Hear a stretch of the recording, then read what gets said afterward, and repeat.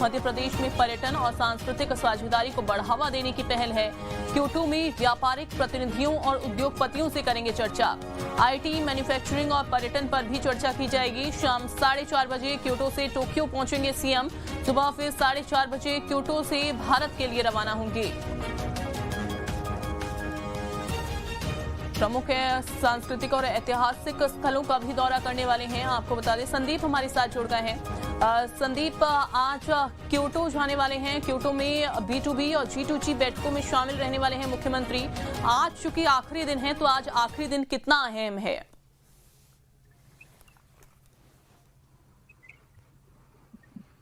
आज का दिन काफी अहम है और आज जो मीटिंग हो रही है, जिनको हम G2G और B2B मीटिंग्स कह रहे हैं, दरअसल ये गवर्नमेंट टू गवर्नमेंट और बिजनेस टू बिजनेस मीटिंग्स हैं। यानी सीधे बिजनेसमैन के साथ में गवर्नमेंट बात करने वाली है और बिजनेसमैन के साथ में अधिकारी सीधे बात करने वाले हैं। और यदि वो कोई उद्योग लगाना चाहते हैं तो तुरंत ही इन सारे मसलों पर चर्चा होगी और उनको GIS में बुलाकर आगे की कार्रवाई शुरू की जाएगी।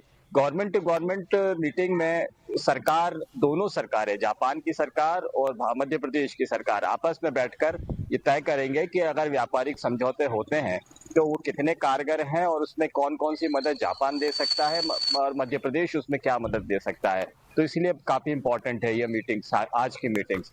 और आज ही क्योटो में पहुंचकर मुख्यमंत्री विभिन्न स्थलों का दौरा करने वाले हैं। पर्यटन स्थल हैं, कुछ ऐतिहासिक स्थल है, कुछ जापान में विशेष महत्व वाले स्थल है जहां पर पर्यटन की बात की जाएगी और मध्य प्रदेश और जापान पर्यटन को लेकर क्या कर सकता है, इस पर भी बातचीत होगी। IT, मैन्युफैक्चरिंग को लेकर आज विशेष तौर पर बात की जाने वाली है और हम सब ये जानते हैं कि जापान IT और इलेक्ट्रॉनिक्स के मामले में दुनिया के अग्रणी देशों में गिना जाता है। मध्य प्रदेश में कौशल है, यहाँ पर ऐसे स्टूडेंट्स हैं जो इन सब में मदद कर सकते हैं। IT सेक्टर्स की काफी संभावनाएं हैं। तो ये दोनों ही देश मिलकर आपस में व्यापारिक समझौता करके IT और इलेक्ट्रॉनिक्स उद्योगों को लेकर क्या काम कर सकते हैं, टेक्नोलॉजी को लेकर क्या काम कर सकते हैं, इस पर चर्चा होगी। और आज ही क्योटो से टोक्यो रवाना होंगे मुख्यमंत्री और उसके बाद भारत की तरफ भारत लौटेंगे और कल मुख्यमंत्री भारत लौट आएंगे। तो कुल मिलाकर आज का दिन आखिरी दिन है और आखिरी दिन काफी अहम है। सरकार से आज सीधी बातचीत होने वाली है। विभिन्न उद्योगपतियों से बीते 4 दिनों में मुख्यमंत्री ने अलग अलग चर्चाएं की है और आज उन चर्चाओं को लेकर यदि जापान सरकार से कुछ बात करनी है तो वो भी बात की जाएगी। यानी इम्पोर्टेंट आज का दिन रहने वाला है। कल मुख्यमंत्री जब लौटेंगे तो अपने अनुभव साझा करेंगे कि मध्य प्रदेश को उनकी जापान यात्रा के साथ में क्या मिला। बिल्कुल संदीप, अगर हम बात करें बैठकों की, देखिए बैठकें तो लगातार चली ही रही हैं, मीटिंग का दौर वहां पर हो रहा है, लेकिन इसके अलावा हम ये भी देख रहे हैं कि मध्य प्रदेश में जो घटनाक्रम हुआ है या फिर अगर महाकुंभ की बात करें, वहां जो घटनाक्रम हुआ उसको लेकर भी पूरी तरीके से मुख्यमंत्री नजर बनाए हुए हैं, लगातार अधिकारियों से फोन पर बातचीत कर रहे हैं। इसके अलावा खुद जापान में भी बैठकों के अलावा वो बौद्ध मंदिर का भी भ्रमण उन्होंने किया। बौद्ध मंदिर में वो पहुंचे और किस तरीके से भारत और इसके अलावा जापान के रिश्ते और ज्यादा मजबूत हो सके, मध्य प्रदेश में और कैसे निवेश हो सके, इसको लेकर खास तौर पर उनका फोकस हम देख रहे हैं।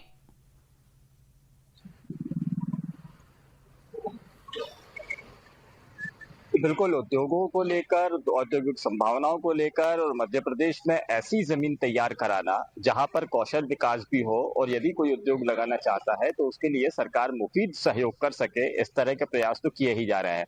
और एक जो बात आपने उठाई है वो ये कि मुख्यमंत्री मध्य प्रदेश गवर्नमेंट की तरफ भी बराबर ध्यान दे रहा है।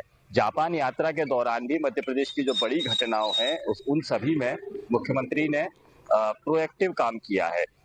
चाहे वो प्रयागराज में भीड़ बढ़ने का मामला हो, तो एक दक्षिण भारत से एक बड़ी तादाद में लोग मध्य प्रदेश की तरफ से भी प्रयागराज में प्रवेश करते हैं।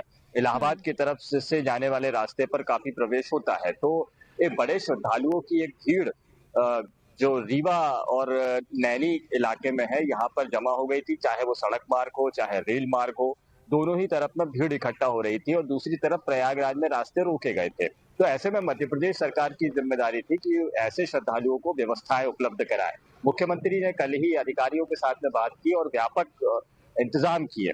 श्रद्धालुओं के रुकने ठहरने उनके खाने पीने का इंतजाम कर किया गया, उनको प्रॉपर गाइडेंस दिया गया कि आप यहाँ पर रुकिए, आगे जाना ठीक नहीं है, अभी रास्ता खुला नहीं है, जाम की स्थिति बनी हुई है। ये सारे निर्देश करना, अधिकारियों को जमीन पर उतारना, ये सभी काम हुए हैं।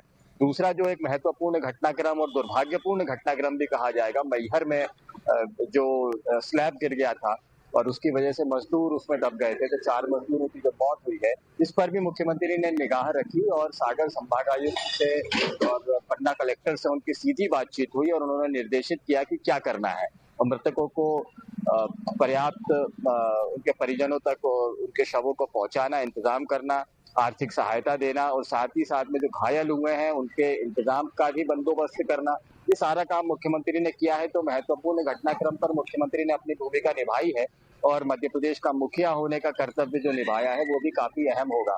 एक तरफ उद्योगों को निवेश देने की बात कर रही है, मध्य प्रदेश में सुविधाएं बढ़ाने की बात हो रही है, तो दूसरी तरफ मध्य प्रदेश जो जिन मुसीबतों से जूझ रहा है उसके निराकरण के लिए भी सरकार प्रयास कर रही है और मुख्यमंत्री सीधे कनेक्ट होकर जापान में होकर भी मध्य प्रदेश के अधिकारियों से सीधे कनेक्ट होकर व्यवस्थाओं पर ध्यान दे रहे हैं। ये काफी अहम बात है।